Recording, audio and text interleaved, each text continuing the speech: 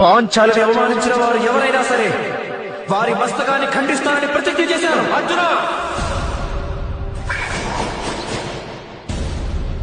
రాజసభలో శస్త్రాన్ని సంధించిన అపరాధానికి నేను నీకు మరణదండన విధిస్తున్నాను. అర్జున, మీరు మరణదండన విధించలేరు మహారాజా.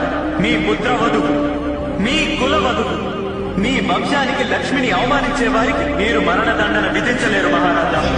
ఈ కారణంగా తన భార్య గౌరవాన్ని రక్షించే వారికి మీరు మరణదండన విధించలేరు మహారాజా. మీరు కేవలం వారిని యుద్ధానికి పిలుపునియవచ్చు.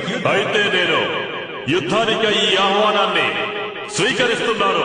ద్రౌపది గౌరవ రక్షణ కోసం పంచ ప్రమాదాల బట్టి పంచ పాండవులున్నారు. దుర్యోధన, భస్మం కాగలవో?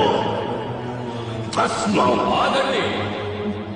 పవిత్రమైన ఈ హస్తినాపురి రాజసభను ఎంతకాలం నీ పుత్రులు అపవిత్రం చేస్తుంటారు మహారాజా?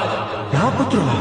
నేను ఈ రాజసభలో మరి ఒక క్షణం కూడా ఉండలేను. మహారాజా, ఒక భవనం నేలకొల్లిపోతుందేమోనన్న భయం ఉన్నప్పుడు బుద్ధిమంతులైన వారు దాని మధ్య గోడను నిర్మించి భవనాన్ని రక్షిస్తారు.